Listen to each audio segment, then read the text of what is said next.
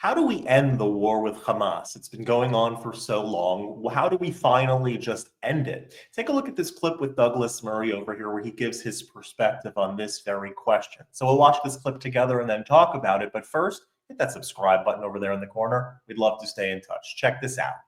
So how do we solve the problem of the Hamas death cults? A really, really important thing because this war has been going on for far too long, and I really want it to end already. So yeah, what's Douglas Murray's idea for how we defeat the Hamas death cult? Well, the first thing is that I've said from the beginning of the conflict that the question was not, is this the fourth or fifth Gaza war in preparation for the 6th, 7th, 8th, 9th, 10th, and so on, but is it the last Gaza war?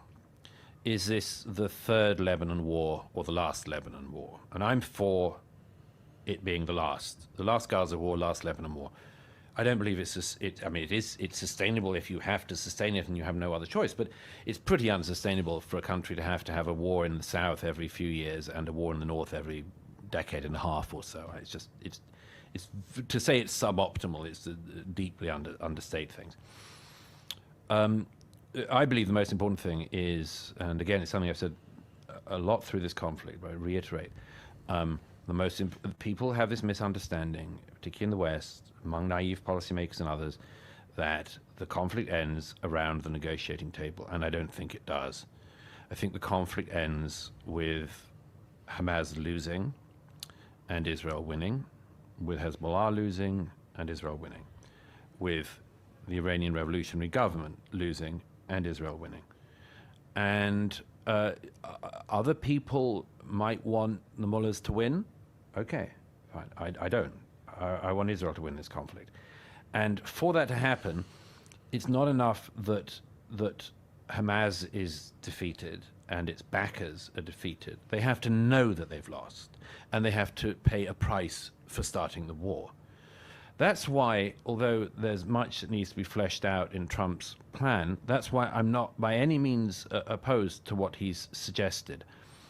I think that there's no reason why, in the whole history of warfare, if a state continuously fights wars of aggression and invasion and attempted annihilation of its neighbors and keeps on losing, that it should keep on getting a chance to do it again. I think they should lose. And in the case of the Palestinians, the Arabs of Gaza, that will include losing territory. And that's as it should be, to my mind.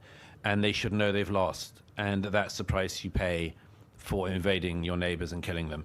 You don't just get to start again from the status quo ante. You don't get to just pretend you didn't do it and try again a few years later. You lose, and that includes losing your territory. Maybe all of it, maybe some of it, but yeah, that's the price you pay. That's the price you pay for starting a war, and that's the price you certainly should pay for losing it. Which is anathema to the consensus across so much of the world, of course, where the belief is why the war would keep going if they had their way. Absolutely. Israel says that it's fighting for total victory.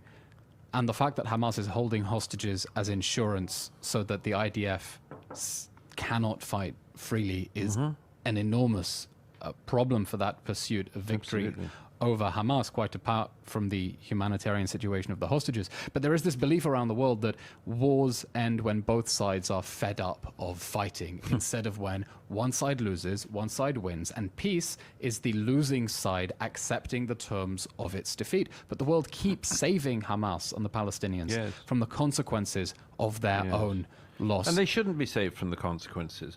They shouldn't be continuously saved from the consequences of their leadership turning down a state in the 1940s, turning down a state again and again in the decades since. They should not keep on being saved from the consequences of their leadership paying for terrorism, rewarding terrorism, paying the families of terrorists. They shouldn't be saved from any of this.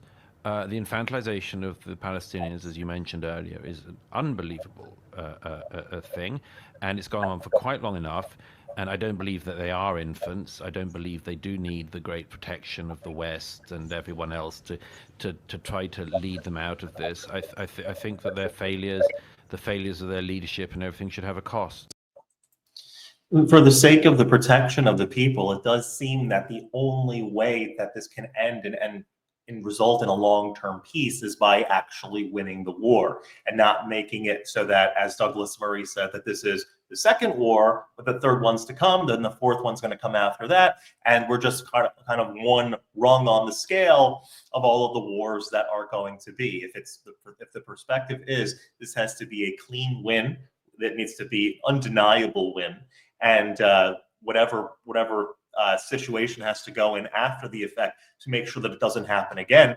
That's the only way that there's going to be long-lasting peace. Unfortunately, there is no one to talk to in these sorts of situations. There's no peace partner. There's no person that you could sit with across the table and draw up an agreement that's going to work for everybody. The one side wants you annihilated. You can't meet them halfway in that. And so he's absolutely right. The only way that there can be lasting peace and safety for those in the region is through winning the war and going in with the mindset that this is going to be the last of the Gaza wars. If you like this content overall, hit that subscribe button over there in the corner. We'd love to stay in touch. Take care.